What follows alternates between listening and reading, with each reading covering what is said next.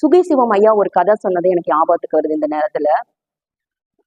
ஒரு நாள் ஒரு கிராமம், ஒரு பெரிய பண்ணையார், அவர் ரொம்ப பெரிய பணக்காரர். அவர் என்ன பண்றாரு, ஒரு வாழைத்தோப்பு வச்சிருக்காரு, பெரிய வாழைத்தோப்பு வச்சிருக்காரு. அது மூலியமா பயங்கரமான வருமானம் அவர் ஈட்டிட்டு இருக்காரு. அவருடைய பழக்கம் என்ன அப்படின்னா, வாழை மரத்துல முதல் குலை அதை கடவுளுக்கு படைக்கிறதா அவருடைய வழக்கம். அதுதான் அவரோட நம்பிக்கைன்னு நினைச்சிட்டு இருக்காரு. அதாவது நம்ம இவ்வளவு பணக்காரனா இருக்கிறதுக்கு கடவுள் கொடுக்கக்கூடிய அருள் இதுதான் அப்படின்னு அவரோட நம்பிக்கை.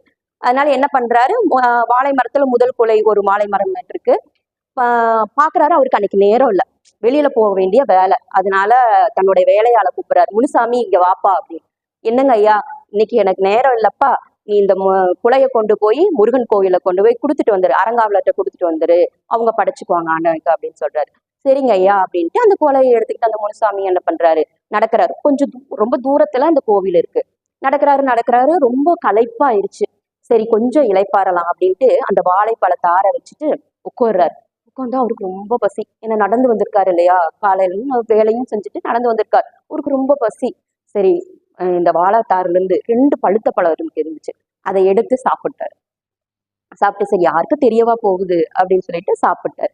எடுத்துட்டு போய் கோயிலுக்கு போயிட்டாரு. அங்க அரங்காவலர்கிட்ட கொடுத்துட்டாரு. அவர் அதை பார்த்தோன்னே தெரிஞ்சிச்சு. ஏன்னா 2 பழம் பிஞ்சு இருக்கிறது தெரிஞ்சிச்சு. ஏன்னா கடவுளுக்கு படைக்கிறது இல்லையா, இப்படி பொட்ட பழத்தை எப்படி நம்ம படைக்கிறது அப்படின்னு சொல்லிட்டு ஒரு கடிதம் எழுதுறாரு. அவருக்கு முனுசாமிக்கு படிக்க தெரியாது. கடிதம் எழுதுறாரு, நீங்க கொடுத்த வாழைத்தாறுல 2 பழம் பிஞ்சு இருந்துச்சு, யாரோ எடுத்துருக்காங்க அப்படின்னு சொல்லிட்டு கடிதம் எழுதி அவர்கிட்டயே கொடுத்து அனுப்புறாரு.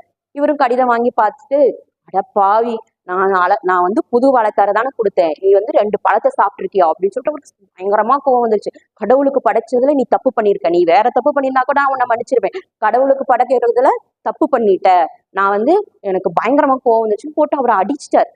சரியா, தன்னோட சவுக்கால அட்டி நான் அடிச்சிட்டாரு. அவன் அழுன்னு அழுதுட்டு போயிட்டாரு. அவரு ஐயோ இப்படி பண்ணிட்டோமே, நாம கடவுள் குத்தம் பண்ணிட்டு மாட்டிருக்கு அப்படின்னு சொல்லிட்டு அவரும் அழுதுட்டு போயிட்டாரு. நைட்டு தூங்குறாரு. அவருக்கு ஒரு கனவு வருது. கனவுல முருகன் வர்றாரு. முருகா, நான் கொடுத்த வாழைப்பழம் உனக்கு படைச்சனே சேர்ந்துச்சா? சேர்ந்துச்சு, 2 பழம் தான் சேர்ந்துச்சு அப்படின்னாராம். என்ன முருகா சொல்ற, ஒரு வாழைத்தாரையே நான் கொடுத்து விட்டனே அப்படின்னு. இல்லப்பா, 2 பழம் மட்டும்தான் சேர்ந்துச்சு அப்படின்னு. அப்பதான் அவருக்கு புரியுது, அந்த 2 பழம் முனுசாமி சாப்பிட்டது. அப்பதான் அவருக்கு புரியுது, ஏழைகளுக்கு கொடுக்கறது தான் கடவுள் என்ன பண்றாரு, ஏத்துக்கிறாரு. அப்ப ஏழைகளுடைய பசிய போக்கணும்னா யார்கிட்ட நம்ம போலாம், இறைவன் கிட்ட போலாம், இறைவனுக்கு படைச்சதுக்கு சமம் அப்படிங்கிறத அவர் புரிஞ்சுக்கிட்டாரு.